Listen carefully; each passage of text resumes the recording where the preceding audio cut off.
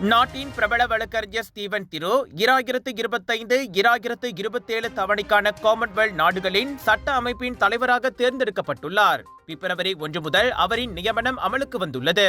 மலேசிய வழக்கறிஞர் மன்றத்தின் முன்னாள் தலைவருமான திரு 2019 முதலே CLA எனும் அவ்வமைப்பில் ஆட்சிக்குழு உறுப்பினராக இருந்து வருகிறார்.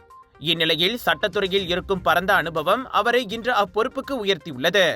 அதுவும் காமன்வெல்த் அளவில் உயரிய பொறுப்பை அடைந்தது நமக்கெல்லாம் திரு பெருமை சேர்த்துள்ளார்.